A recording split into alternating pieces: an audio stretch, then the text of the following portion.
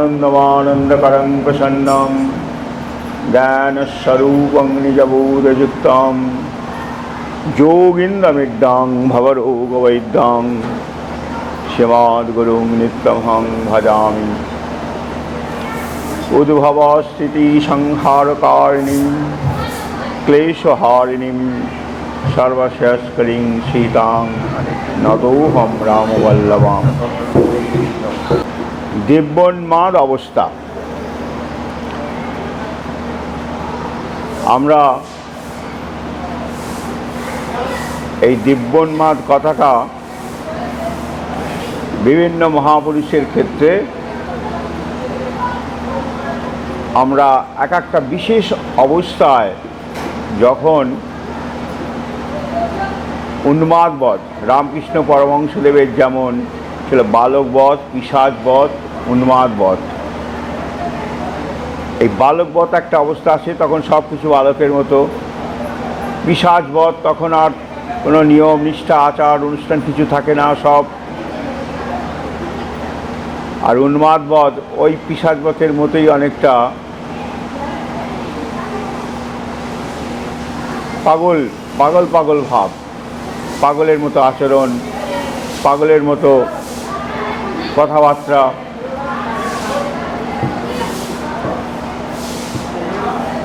শ্রী ঠাকুরের জীবনে একবারে শেষের দিকে একটা উন্মাদবধ অবস্থা এসেছিল। সেই উন্মাদবধ অবস্থায় তখন তিনি কি খাচ্ছেন, কি বলছেন,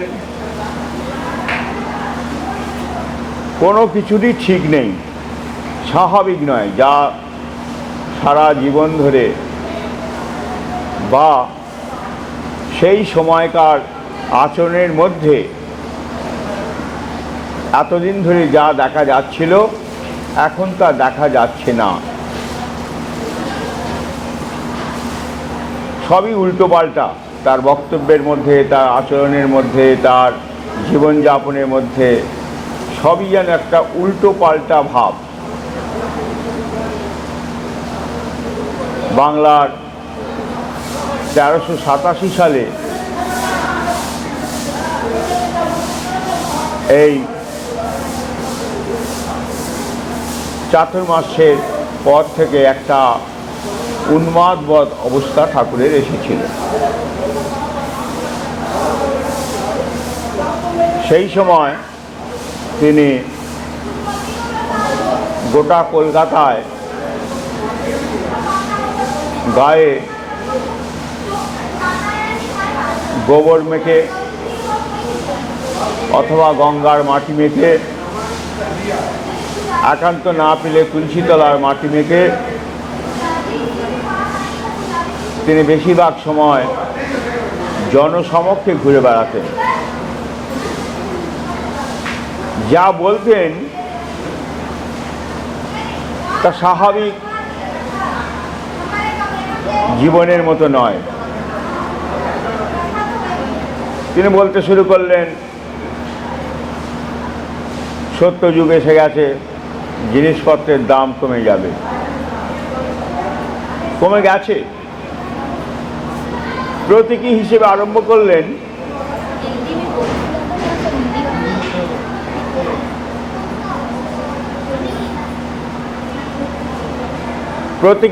আরম্ভ করলেন যে যা দাম, কোনো জিনিসের যা দাম, সেই দাম দিয়ে তার কাছ থেকে কিনে নিতেন। নিয়ে অতি অল্প দামে অপরিচিত বাইরের ক্রেতা, যা স্বাভাবিক রাস্তাঘাটে দোকানে যা ক্রেতা হিসেবে পাওয়া যায়, দোকানদারকে নির্দেশ দিতেন যে তোমাকে তোমার জিনিসের দাম দিয়ে দেয়া হলো, এখন এই জিনিসটা আমার, কিন্তু এটা আমি সঙ্গে নিয়ে যাব না, তোমার কাছেই রাখা হলো। এরপর এই জিনিসের যে ক্রেতা আসবে তাকে তুমি এত কম দামে দিয়ে দেবে। কীরকম? তখন হয়তো চালের কিলো হয়তো 15 টাকা কিলো, এক বস্তা চালের দাম হয়তো, উদাহরণ দিয়ে বলছি, হয়তো 1000 টাকা। তিনি তাকে, দোকানদারকে, এক বস্তা চাল দাম দিয়ে দিলেন। দাম দিয়ে চালের বস্তাটা নিজের সঙ্গে না নিয়ে তিনি দোকানদারের কাছেই রেখে দিলেন, বললেন চালের দাম তোমাকে দেওয়া হয়ে গেছে, কিন্তু এরপর যে ক্রেতা আসবে তুমি 4 আনা কিলো দরে তাদের দেবে, কারণ তোমার দাম তুমি পেয়ে গেছো, এখন তোমার 4 আনা কেন, বিনা পয়সা দিলেও তোমার কোনো লোকসান হবে না। ঠাকুর চলে যাবার পর সে 4 আনা দামে দিল না পুরো 15 টাকা কিলো চালই নিল, সেটা আর দেখছেন না। তিনি চালের দাম দিয়ে দিলেন, বস্তাটাও দিয়ে দিলেন, দিয়ে বললেন 4 আনা কিলো দরে বিক্রি করবে। কাপড়ের দোকানে ঢুকলেন। কাপড়ের দোকানে ঢুকে তিনি বললেন এই কাপড় শাড়িটার দাম কত? 500 টাকা। 10খানা শাড়ি কিনে নিলেন, 500 × 10 যা দাম তিনি দোকানদারকে দিয়ে দিলেন। যে বললেন এরপর যে শাড়ি ক্রেতা আসবে তোমার কাছে তুমি একটা শাড়ি 50 টাকা করে দিয়ে দেবে। সেই 50 টাকা করে কিন্তু তার লাভই হবে, কিন্তু সে 50 টাকা করে নিচ্ছে না 500 টাকা করে নিচ্ছে ঠাকুরের অবর্তমানে, সেটা আর তিনি দেখছেন না। এই রকমভাবে অস্বাভাবিক আচরণ করতে লাগলেন। সেবকদের মনে উৎকণ্ঠা এলো, ঠাকুরের বোধহয় মাথাটা খারাপ হয়ে গেছে, ঠাকুর অযথা এরকম টাকার অপচয় করছেন।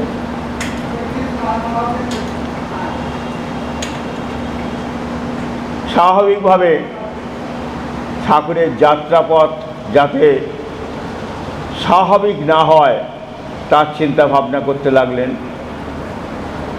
যদি ঠাকুরকে বলা হতো যে বাবা এটা অসম্ভব, এটা এরকমভাবে হয় না, সঙ্গে সঙ্গে তিনি ঠাস করে তাকে একটা চড় মেরে দিতেন, কিংবা ঘুষি পাকিয়ে তার মুখে মাথায় যেখানে লাগবে সেখানে মেরে দিতেন। তাহলে জীবনটা স্বাভাবিক নয়, অস্বাভাবিক, উন্মাদবধ। এইটাকে উন্মাদবধ অবস্থা বলা হচ্ছে। তিনি খাবেন, তিনি একটা শাস্ত্রীয় নিয়ম পালন করে চলেন। শাস্ত্রীয় নিয়ম কি? শাস্ত্রীয় নিয়মে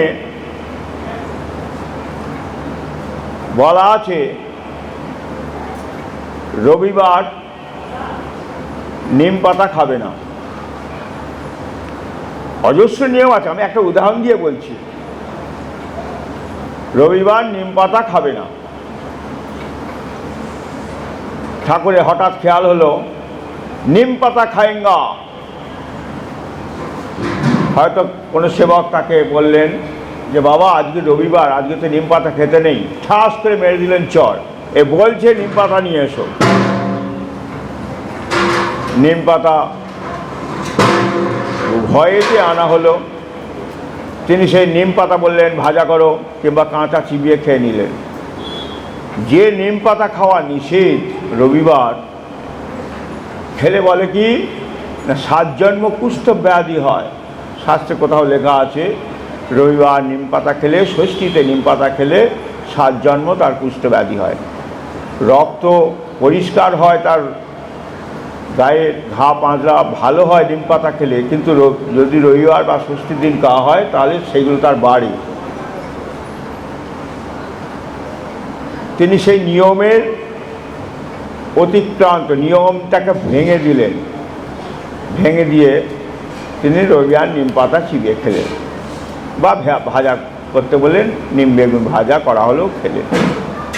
তাহলে অস্বাভাবিক, যা নিয়মের ব্যতিক্রম, যা তিনি সারা জীবন পালন করে এসেছেন, সেটাকে তিনি ভেঙে দিলেন। একটা কথা আছে, ভগবান সমস্ত নিয়মের ঊর্ধ্বে। এখানে কিন্তু সেইটারই পরিচয় দিচ্ছেন, তিনি কোনো নিয়মের অধীন নয়। এতদিন ধরে যে নিয়মটাকে পালন করে এসেছেন সেই নিয়মটাকে তিনি ভেঙে দিলেন। কিন্তু আমরা ভাবলাম কি, আমরা তো মনুষ্য বুদ্ধি, আমাদের বুদ্ধি সংকীর্ণ, আমাদের মনের প্রসারতা নেই। আমরা ভাবছি গুরুদেবের মাথাটাই বোধহয় গণ্ডগোল হয়ে গেল। আমরা কন্ট্রোল করবার চেষ্টা করতে লাগলাম, কিন্তু ঠাকুরকে কন্ট্রোল করবার ক্ষমতা কার? বললেন চলো কাশী। 4-5 জন সঙ্গী নিলেন, কাশীর উদ্দেশ্যে রওনা হলেন। কখন পৌঁছাবেন, কি খাবেন, কোথায়, কোনো কিছুর তোয়াক্কা নেই। সেখানে গিয়ে তিনি এই ধরনের কাদা মাটি, গঙ্গা মাটি, গোবর ইত্যাদি মেখে হয়তো রাস্তার ওপরই কোথাও নেমে পড়লেন। নেমে পড়ে একটা আশপাশের দোকানের হোক, কারো কাছ থেকে চেয়ে হোক, একটা টুল কিংবা চেয়ার ফেয়ার নিয়ে সেখানে বসে গেলেন। বসে গিয়ে সেখানে ভাষণ দিতে শুরু করলেন। যা অস্বাভাবিক উন্মাদবৎ অবস্থা।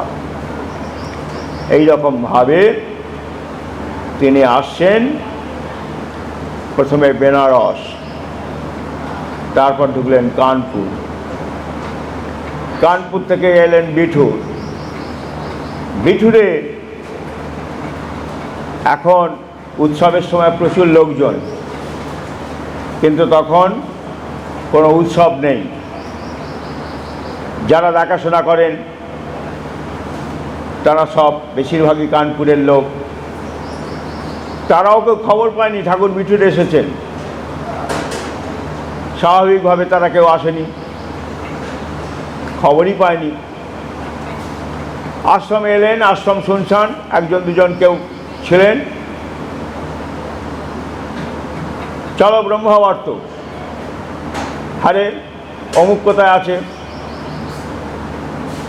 অমুক মানে আমাদের বহুজন শ্রদ্ধেয় তখন গঙ্গানন্দ দা এই বিঠুল্লাভপুর আশ্রমে ছিলেন। গঙ্গানন্দ দা যোগেন্দ্রনাথ তর্ক সাংখ্য বেদান্ত তীর্থের ভাইপো, আর তিনি একজন উচ্চস্তরের ত্যাগী সাধু। তিনি কোনো কারণে, আমাদের তো এরকম থাকেই, কিছু মত মিলছে না, কিছু, এটা সমালোচনার জন্য বলছি না, বাস্তব সত্য যেটা সেটা বলছি। কোনো কারণে তার তখন আশ্রমে পোষাচ্ছে না। তিনি ব্রহ্মাবর্ত যাবার পথে রাস্তার ধারে একটু স্বাধীনভাবে থাকার জন্য তিনি কোনো কুঠিয়া নির্মাণ করে সেখানে আসেন। আরে গঙ্গানন্দ কোথায়? না বাবা, উনি তো এখানে নেই, উনি ওখানে আসেন কাছেই, চল ওখানে। হঠাৎ অতর্কিতে আক্রমণ গঙ্গানন্দদার কুঠিয়ায়। হঠাৎ বাবা এসেছেন, তিনিও তো শশব ব্যস্ত, কী করবেন না করবেন ভেবে পাচ্ছেন না। ঠাকুর সোজা হাতটা ধরলেন, হাতটা ধরে বললেন চল গাড়িতে, তোকে সঙ্গে নিয়ে যাব, তুই কিছুদিন এর সঙ্গে থাকবি। আরে বাবা, হঠাৎ করে এসে এরকমভাবে বললে আমি যেতে পারি? কোনো জায়গা থেকে হঠাৎ করে কেউ যদি এসে বলে, কারো বাড়িতে আমি গেলাম, গিয়ে বললাম চলো আজকে বিঠুর যাব, কোনো সাধারণ মানুষ হঠাৎভাবে আগে থাকতে প্রস্তুতি না নিয়ে কি সে বিঠুরে আসতে পারে? গুরুদেব ডাকছেন, খুব সত্য কথা, গুরুদেব নিয়ে যেতে চাইছেন, খুব আনন্দের কথা। তথাপি একটা জায়গায় কোনো রকম সংবাদ না দিয়ে হঠাৎ করে বললেন চল, হাতটা ধরে বললেন চল, যে অবস্থা আছিস এই অবস্থা আছিস, তোর কী দরকার, একটা গামছা একটা কাপড় পেয়ে যাবি রাস্তায়, চল। তিনি যেতে চান কখনো?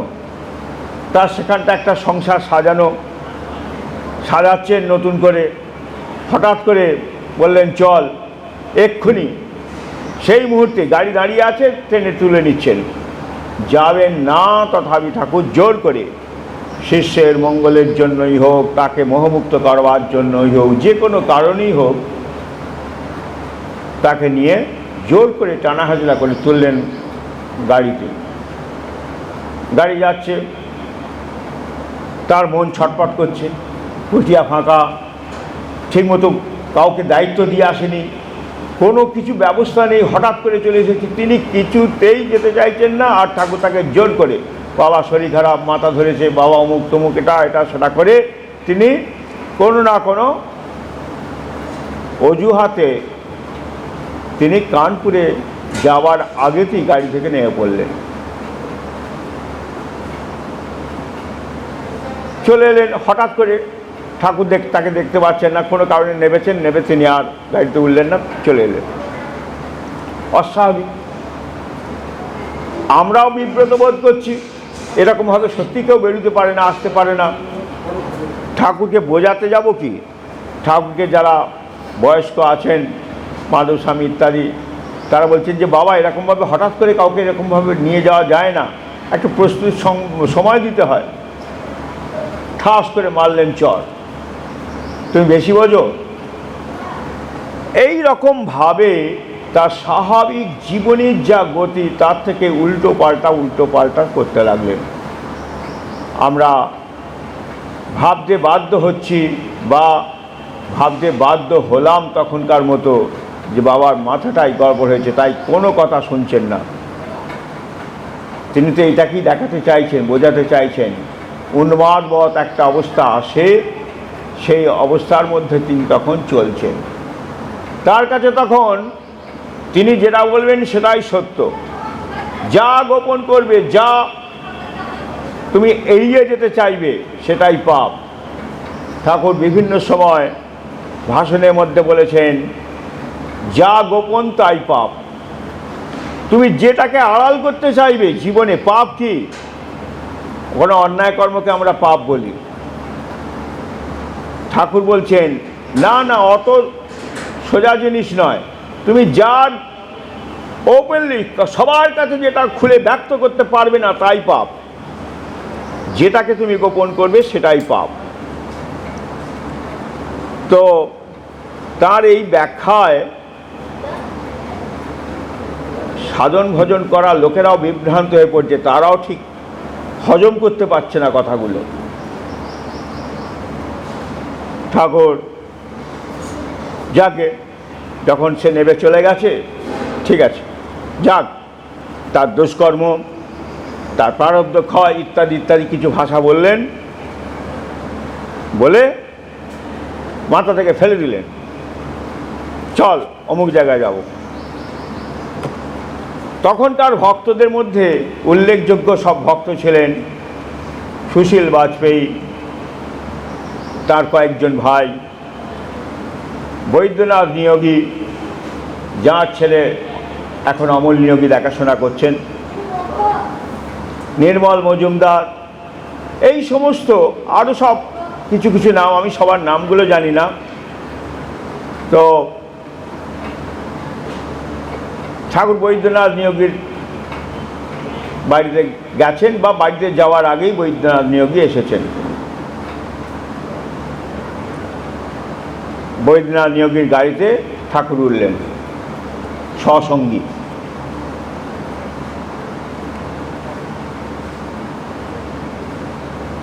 রাস্তায় যেতে যেতে তার তো কাজ তখন বিভিন্ন জায়গায়, যেখানেই টাকা পয়সা রসদদার কোনো ভক্ত দেখতে পান, সেখানেই তিনি তার স্বাভাবিক নিয়ম হচ্ছে তিনি কারো কাছ থেকে কোনো পয়সা কড়ি চান না।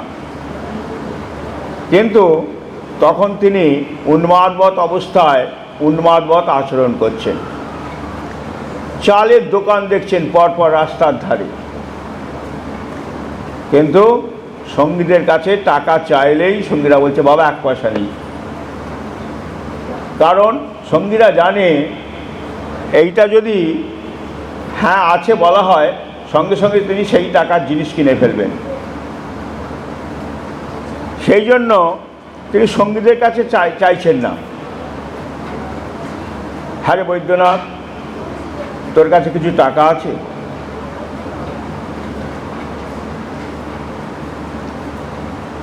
স্বাভাবিকভাবে সঙ্গীরা তার মধ্যে কেউ ফিসফিস করে তাকে সতর্ক করে দিলেন, দাদা বলুন কোনো টাকা নেই, বাবা এক্ষুনি সব টাকা দিয়ে দেবেন অন্যকে। কিরে বৈদ্যনাথ, তোর কাছে কিছু টাকা আছে? দাদা বলুন কোনো টাকা পয়সা নেই। ঠাকুরের কানে পৌঁছাচ্ছে না, বৈদ্যনাথদা শুনতে পাচ্ছে, আমরাও শুনতে পাচ্ছি। আবার তৃতীয়বার জিজ্ঞাসা করলেন, কিরে বৈদ্যনাথ, তোর কাছে কিছু টাকা পয়সা আছে? বৈদ্যনাথ দা উত্তর দিলেন, বাবা কত টাকা? হ্যাঁ আছে। কত টাকা দরকার? উপস্থিত 10,000 টাকা দিতে পারবি? আজ থেকে কিন্তু প্রায় 43-44 বছর আগের কথা। 10,000 টাকা দিতে পারবি? হ্যাঁ বাবা। গাড়ি থামা। চালক গাড়ি থামালো। রাস্তার ধারে চালের দোকান। বৈদ্যনাথ চালের দোকানে নাম। 2 বস্তা 3 বস্তা ওই টাকায় কত চাল হয় কিনে নে।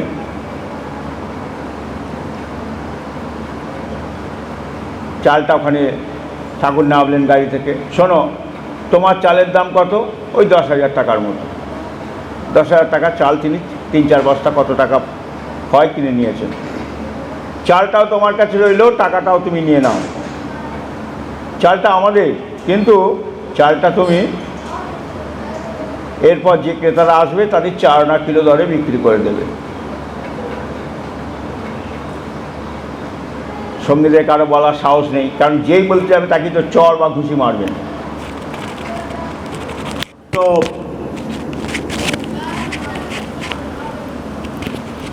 টাকা দিয়ে চালটাও দিয়ে তিনি আবার গাড়িতে উঠলেন।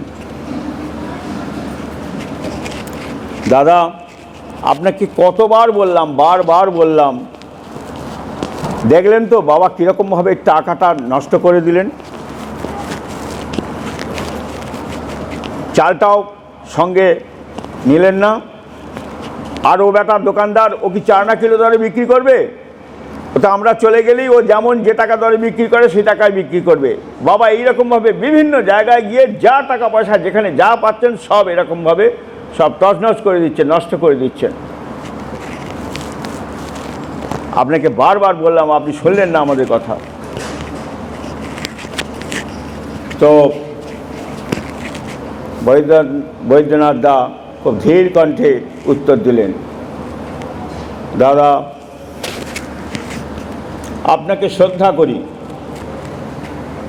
আপনি আমার বয়োজ্যেষ্ঠ গুরু ভাই। এই টাকাটা আমি ঠাকুরকে প্রণামী দেব বলেই নিয়ে এসেছিলাম, কাছে রেখেছিলাম। আমার গুরুদেবকে আমি যতটুকু জানি, তিনি কোনোদিন কারো কাছ থেকে কোনো টাকা পয়সা চান না। তিনি নিজে মুখে আমার কাছ থেকে চাইছেন, তোর কাছে কত টাকা আছে জানতে চাইছেন। আপনি আমাকে জানাতে বারণ করছেন, আর এই টাকাটা আমি ওনাকে প্রণামী দেব বলেই নিয়ে এসেছিলাম। যিনি টাকা চান না কখনো, তিনি নিজে মুখে টাকা চাইছেন, আর আমার কাছে থাকা সত্ত্বেও আমি না বলবো, এই রকম অসৎ পরামর্শ আপনি আমাকে দেবেন না। দৃঢ় কণ্ঠে তাকে উত্তর দিলেন, এই টাকাটা আমি তো চোখের সামনে দেখলাম, উনি একজন গরিব চাল বিক্রেতাকে দিলেন। টাকাটা উনি নষ্ট করেননি, টাকাটা একটা গরিব চালওয়ালা, সে গরিব যদি নাও হয়, সে একটা চালওয়ালা পেল। কিন্তু এই টাকাটা উনি যদি ছিঁড়ে জলে ফেলে দিতেন অথবা আগুনে পুড়িয়ে দিতেন, তাহলেও আমি নিজেকে ধন্য বলে মনে করতাম। কারণ তিনি নিজে মুখে, তিনি আমার গুরুদেব, তিনি নিজে আমার কাছ থেকে চেয়ে নিয়েছেন। তিনি যদি এটাকে আগুনেও পুড়িয়ে দেন, জলেও ফেলে দেন, তাহলেও আমি নিজেকে ধন্য বলে মনে করতাম। এরপর আপনি আমাকে এরকম কোনো উপদেশ দেবেন না। এই হচ্ছে বৈদ্যনাথ নিয়োগী। সেই বৈদ্যনাথ নিয়োগীর সঙ্গে কিছুক্ষণ কাটিয়ে এদিক ওদিক সেদিক গেলেন। কানপুর রামকৃষ্ণ মিশনে ঢুকেছিলেন। ঢুকে প্রথমেই গিয়ে বললেন, কোনো আধিকারিক, কোনো সন্ন্যাসী, শোনো, তোমাদের রামকৃষ্ণ বিবেকানন্দ আবার এসে গেছেন, জন্মগ্রহণ করেছেন, সে খবর কি তোমরা রাখো? সরাসরি রামকৃষ্ণ মিশনের সন্ন্যাসীদের প্রশ্ন। তারা তো বুঝতে পারছে না কি বলতে চাইছেন। বাধ্য হয়ে অপর তরফ থেকে ইঙ্গিত করা হচ্ছে, বাবার মাথাটা একটু কাজ করছে না, কিছু মনে করবেন না, বাবার মাথাটা একটু কাজ করছে না। তা বলো, হ্যাঁ হ্যাঁ হ্যাঁ ঠিক আছে, হ্যাঁ বাবা এটা ওটা সেটা করে অন্য কথা দিয়ে তারা, বা আমাদের প্রচেষ্টাতেও সেখান থেকে বেরিয়ে আসতে হলো, বেরিয়ে আসা হলো। একটু ভুলভাল বুঝিয়ে ঠাকুরের কথা খেই থাকছে না, মাথাটা একটু গড়বড় হচ্ছে, ইত্যাদি ইত্যাদি তাদের বোঝানো হলো। এইরকমভাবে তিনি অযোধ্যা গেলেন। হ্যাঁ, কানপুরের ঘটনা বলতে চাইছিলাম, যে কানপুর নিয়ে কোনো কথা বলা যায় কি না। কানপুরে রাত্রে কিদবাই নগরে সে অমর মুখার্জি বাড়িতে রাত্রে ভোগের ব্যবস্থা হলো। অল্প মাত্র আমরা ৩-৪ লোক, ঠাকুরসহ গৃহস্থ, নিজের তার ২-১ জন আত্মীয় স্বজন এসেছে, এবং একেবারে আশপাশের গুরু ভাই বোনেরা ২-৪ জন। যাই হোক, সেখানে ভোগ টোগ হয়ে যাওয়ার পর গৃহস্থ দম্পতিকে বললেন, শোনো, তোমাদের কিছু বিশেষ উপদেশ দিতে চায়। তোমরা রাত্রে ভোগের পর এর ঘরে আসবে। তারা তো একটা বাড়ির মধ্যে, সে ঘরে হামেশাই যাতায়াত করছে, তথাপি রাত্রে ভোগের পর তোমরা কিছুক্ষণ সময় নিয়ে ঘরে এসো। অমর মুখার্জি আমাকে পুত্রবৎ স্নেহ করতেন। আমি জানি ঠাকুর তাদের নিয়ে কি আলোচনা করবেন। কিভাবে জানলাম? কারণ তখন ঠাকুরের ফ্লোটাই চলছে এরকম, যখন যেখানে যাচ্ছেন আলোচনার বিষয়বস্তুই হচ্ছে এরকম। এসে গেছে সব, ঠাকুর যে বলেন না, দল একটাই, বারে বারে তারাই ঘুরে আসে। সত্যযুগে নারায়ণ এসেছিলেন, সমস্ত দেবতারা, তার সঙ্গী সাথীরা সব দেবতা রূপে ছিলেন। তারাই ত্রেতাযুগে আবার রামচন্দ্র রূপে এসেছেন। রামচন্দ্রের সখা পার্ষদ, কাছের মানুষ যারা, এমনকি বাঁদর, ভল্লুক, কাঠবেড়ালি, এরাও সব ওই দেবতাবৃন্দ। তারা এই রকম রূপ ধারণ করে তার আশপাশে এসেছেন।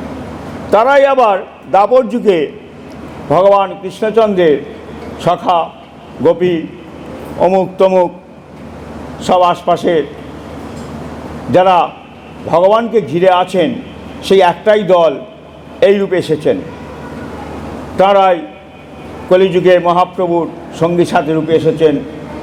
বলছে 5টা মানুষ 5 বার আসে না, এই 5টা মানুষ বারে বারে রূপ পাল্টে তারাই আসেন।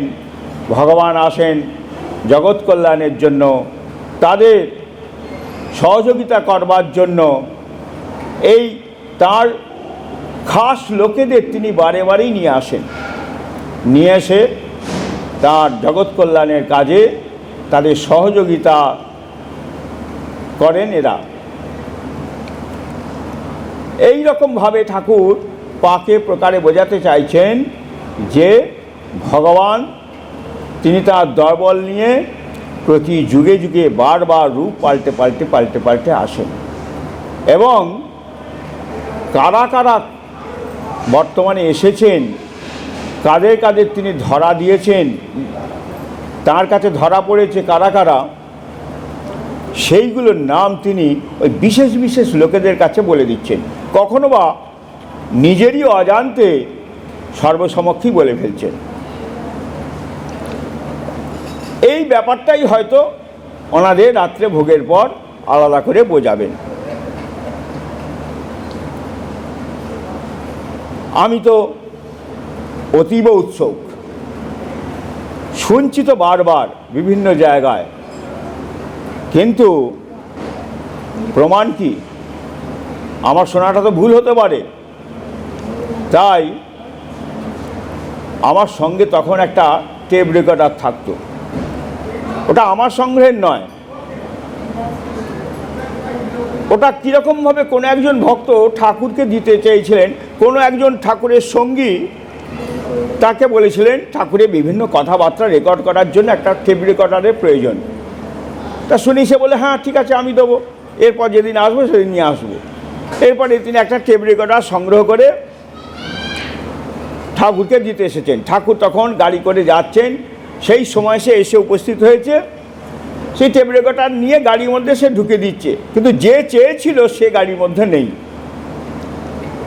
সে চায় তাকেই দেবেন, কিন্তু ঠাকুরের উপস্থিতি, ঠাকুর যেন জানতে পারেন যে আমি দিলাম। যিনি চেয়েছেন তিনি নেই, ঠাকুরকে দিচ্ছেন। ঠাকুর নিলেন, নিয়ে পাশে আমি বসে আছি, আমার হাতে দিয়ে বললেন, এটা তোর কাছে রাখ, এর সঙ্গে ঘুরছিস, যখন যখন যেরকম দরকার হবে তুই তুলবি। তা সেই টেপ রেকর্ডার, ঠাকুরেরই দেওয়া টেপ রেকর্ডার, ঠাকুর তার হাত থেকে নিজে নিয়ে আমার হাতে দিলেন। সেইটাকে নিয়ে আমি ঘুরি। যখন ক্যাসেটের প্রয়োজন হয় কোনো ভক্তকে জানাই, তারা এনে দেয়, অথবা কোনো ভক্ত কাছে নেই, ঠাকুরকে বললাম যে বাবা ক্যাসেটের দরকার, কিনে নেবো। ঠাকুর পারমিশন দিলেন, ঠাকুরেরকেই দেওয়া প্রণামী থেকে সেই ক্যাসেট কিনে নিতাম, নিয়ে ঠাকুরের কথাবার্তা, ভাষণ ইত্যাদি রেকর্ড করতাম। এবং সেটা এমনই জনপ্রিয় হয়ে গিয়েছিল ঠাকুরের কাছেও।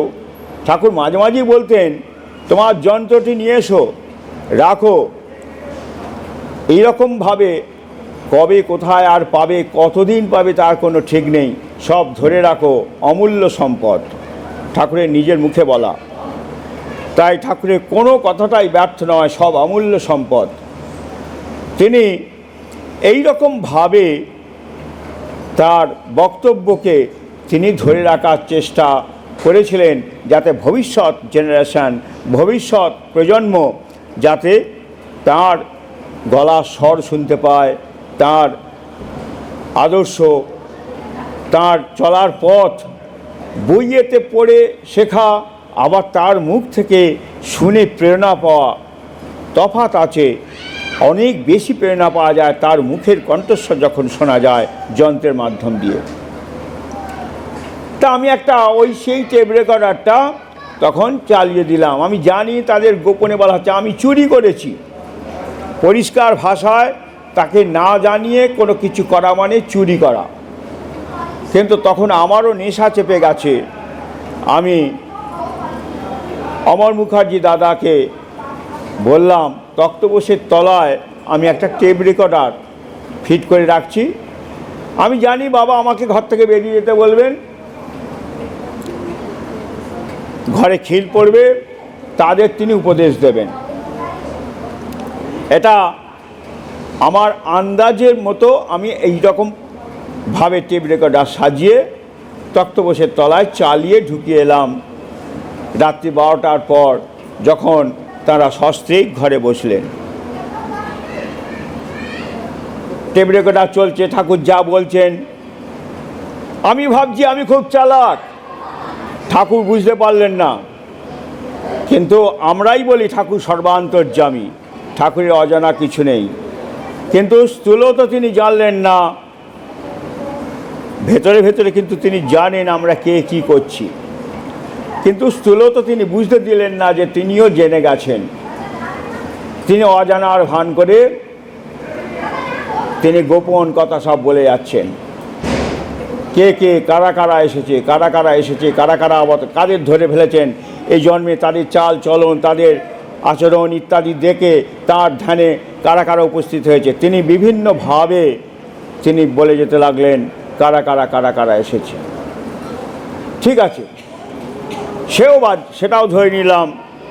কখনো কখনো তাকে চ্যালেঞ্জ করা হলে তখন ঠাকুর বলতেন, আরে সীতারাম, যা মনে হয়েছে তাই বলেছি, এসব কল্পনার কথা, যখন বাস্তবে ঘটবে তখন ঠিক, এসব অন্ধকারের কথা।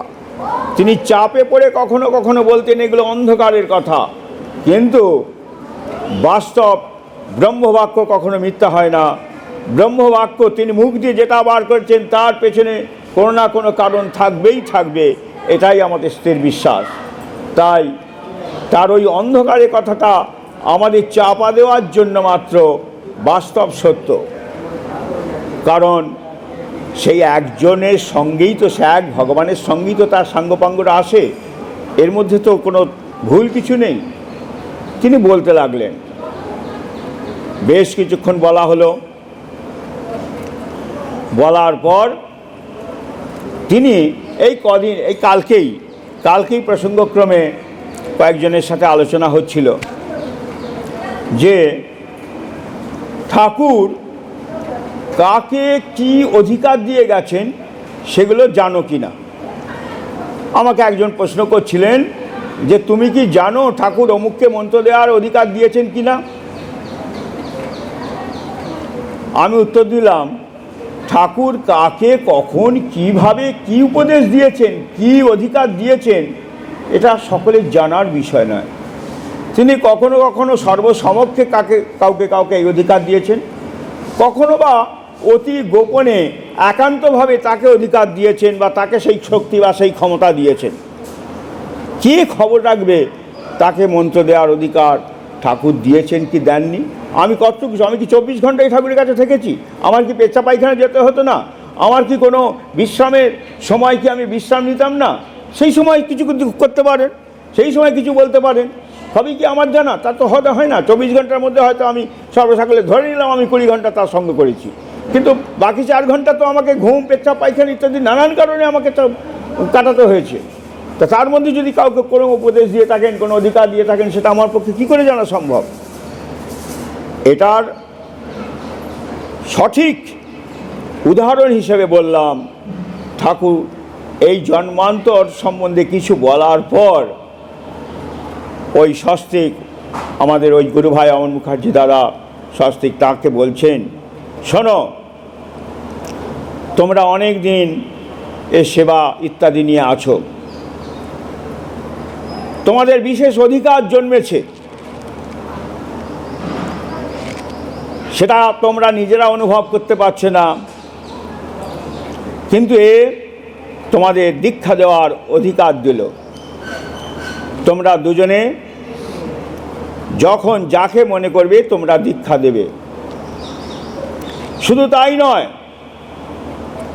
তোমরা মন্ত্র চৈতন্য ইত্যাদি যা যা করণীয় সাধন পথে অগ্রসর হতে গেলে তোমাদের সেই অধিকার দেওয়া হলো। তাও নয়, তোমরা ব্রহ্মমন্ত্র দেওয়ার অধিকারী হলে তোমাদের সে অধিকার দেওয়া হলো।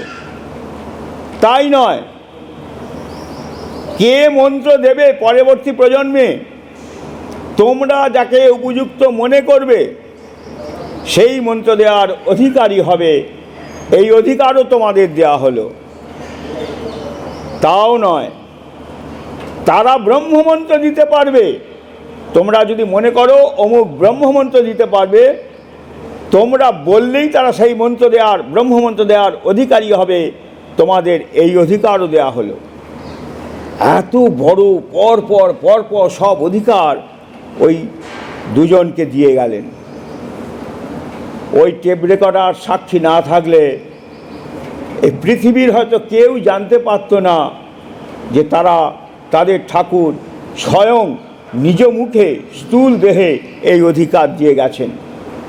কিন্তু টেপ রেকর্ডার প্রমাণ করছে ঠাকুরের গলা যে তোমাদের এই মন্ত্র দেওয়ার অধিকারী তোমরা হলে, তোমরা যাকে মনে করবে সেই মন্ত্র দেওয়ার অধিকারী হবে, এবং ব্রহ্মমন্ত্র দিতে পারবে, এরকম তোমরা যাকে মনে করবে সেও ব্রহ্মমন্ত্র দিতে পারবে, এই রকম অধিকারও তোমাদের দেওয়া হলো।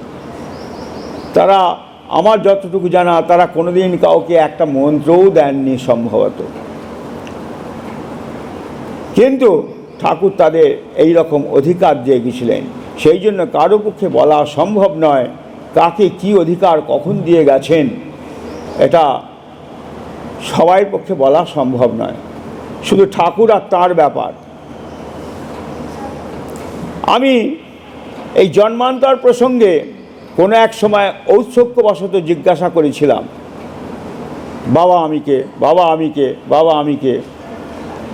ঠাকুর অন্য সময় উত্তর দিয়েছেন তুই কে, কিন্তু সেই সময় উত্তর দেননি। সেই সময় বলেছিলেন তোকে যদি বলি তুই অমুক ছিলি, তুই কি তা বিশ্বাস করতে পারবি?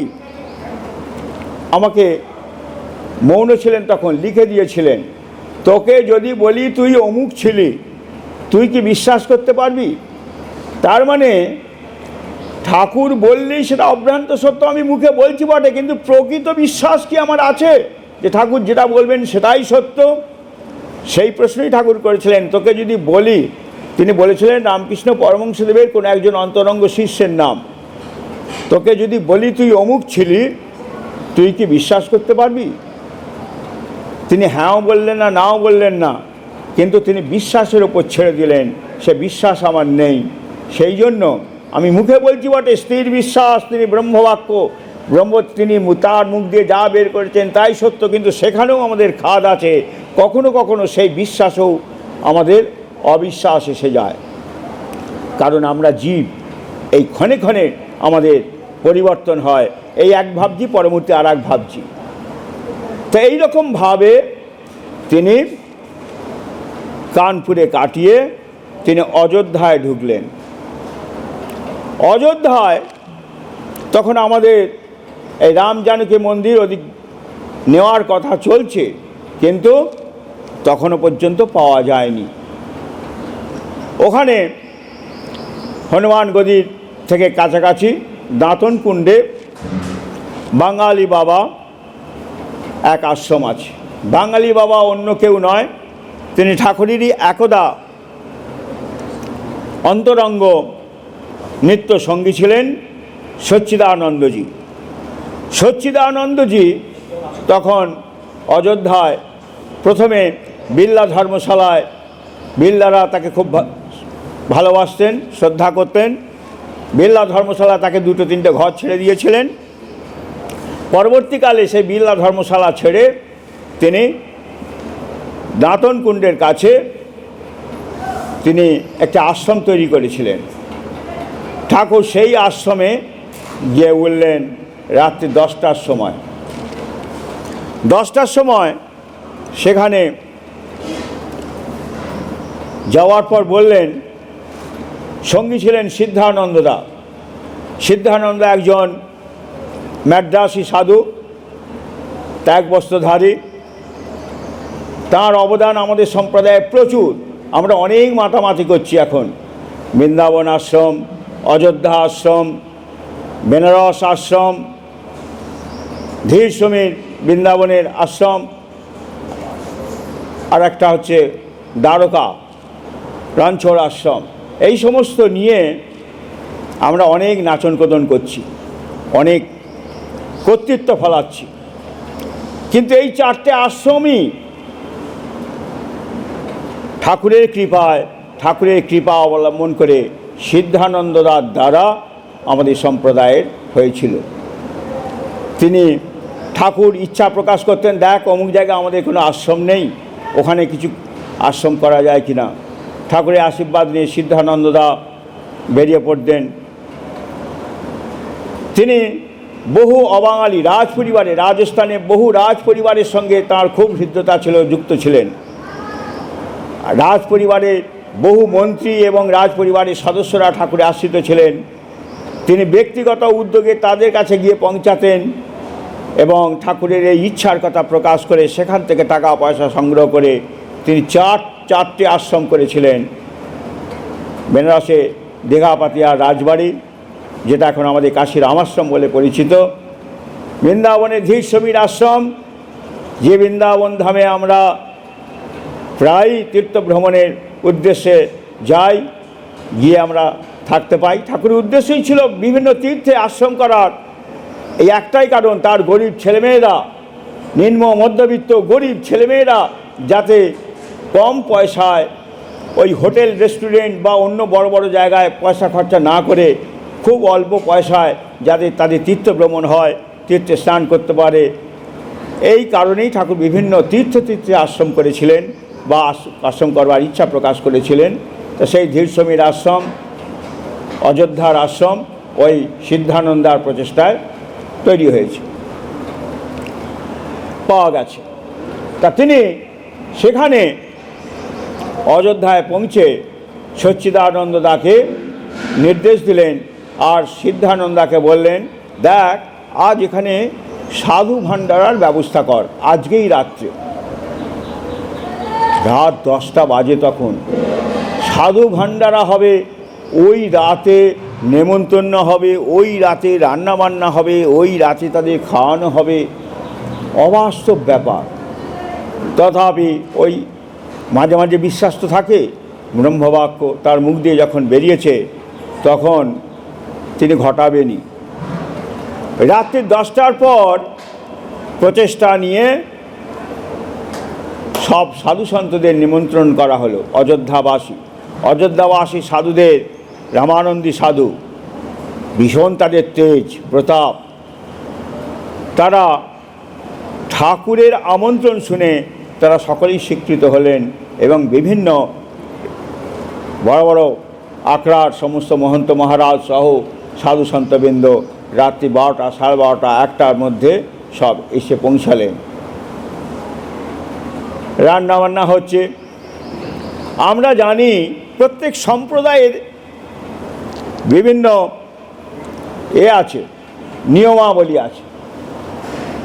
সেই নিয়ম আর আমাদের সম্প্রদায়ের নিয়ম সবসময় এক হয় না। আমরা একটা সম্প্রদায়ের ধারাকে কিছুটা মানি, আবার কিছুটা অন্য সম্প্রদায়ের ধারাকে মানি, যার ফলে বহু মানুষই একটু টন টিটকারি করে। আমাদের জগা খিচুড়ি সম্প্রদায়,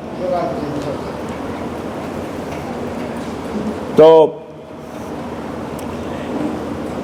এই আমরা ভাবি আমরা রামানন্দী সম্প্রদায়, কারণ ঠাকুরের সাদা বহির্বাস রামানন্দী সম্প্রদায়ের প্রতীক। ঠাকুরের আগের ছবিগুলো দেখলে দেখবেন সরু তিলক ছিল, সেই সরু তিলকগুলো রামানন্দী সম্প্রদায়। কিন্তু হঠাৎ 1382 সালে দক্ষিণ ভারত ভ্রমণে গিয়ে সেখানে কয়েকজন ত্যাগী শিষ্যের আন্তরিক প্রার্থনায় ঠাকুর তাদের সন্ন্যাস দেওয়ার সিদ্ধান্ত নিলেন। কিন্তু যেহেতু তিনি নিজে গৈরিকধারী সন্ন্যাসী নন, তাই তিনি রামানুজ সম্প্রদায়ের ফলাহারি জিয়র মঠের আচার্যকে দিয়ে মন্ত্র দেওয়ালেন। এবার তার রামানুজ সম্প্রদায়ের তিলক, পোশাক ইত্যাদি আলাদা, তাদের চওড়া তিলক, তাদের গলায় কণ্ঠি রাখা চলে না। রামানন্দী সম্প্রদায়ের গলায় কণ্ঠি অবশ্যই থাকতে হবে, রামানুজ সম্প্রদায়ের গলায় মালা থাকতে হবে, কণ্ঠি না থাকলেও চলবে। এই দ্বন্দ্ব, তিলক হলো রামানুজ সম্প্রদায়ের, সাদা পোশাকটা হলো নন্দী সম্প্রদায়ের, কণ্ঠি রামানন্দী সম্প্রদায়ের, আবার কণ্ঠিবিহীন রামানুজ সম্প্রদায়ের। জগা খিচুড়ি ঠাকুরকে বলা হলে ঠাকুর বলতেন, আমরা রামানুজীয়, রামানন্দীয়, অখিল ভারত জয়গুরু সম্প্রদায়, আমাদের ধারা স্বতন্ত্র। আমরা রামানুজকেও মানি, রামানন্দকেও মানি। এই রকমভাবে একটা জগা খিচুড়ি, কোনো ধারাকে সম্পূর্ণভাবে না মেনে আমাদের একটা সম্প্রদায়, একটা স্বতন্ত্র সম্প্রদায়, রামানুজীয়, রামানন্দীয়, অখিল ভারত জয়গুরু সম্প্রদায়। সবটাই রামানুজ নয়, সবটাই রামানন্দ নয়, আমরা রামানুজকেও মানি, রামানন্দকেও মানি, ইত্যাদি ইত্যাদি। কিন্তু তারা ঘটনাক্রমে হয়েছিল কি, সেদিন ওই রাত্রে রান্নার পর রান্না করেছিলেন কে? আমাদের এক তাগী সাধু, তার নাম তোষানন্দ। তিনি কট্টর নিষ্ঠাবান, তার গলায় কণ্ঠী আছে, মালাও আছে। আর আরেকজন নৈষ্ঠিক ব্রাহ্মণ সম্প্রদায়ের সর্বাধীশ তিনি ছিলেন তখন, তারকনাথ বন্দ্যোপাধ্যায়। তিনি গৃহস্থ, কিন্তু ঠাকুরের সঙ্গে বেশিরভাগ কাটাতেন। তিনি ধুতি পরতেন, আর তার গলায় কণ্ঠী ছিল না, মালা ছিল।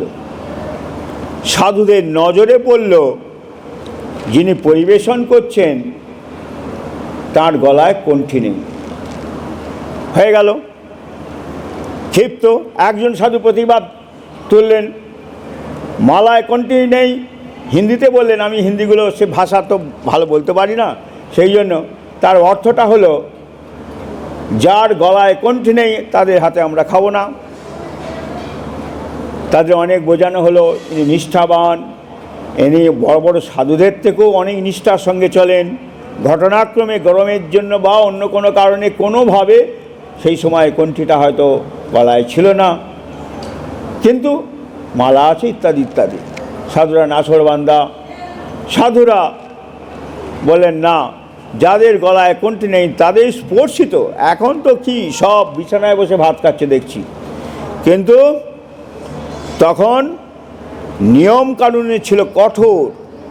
ঠাকুরের সঙ্গ আমরা দেখেছি, সেই সমস্ত আচার নিষ্ঠা। ঠাকুর বলতেন আচারহীনং না পুনন্তি বেদা, আচারহীনকে বেদও পবিত্র করতে পারে না।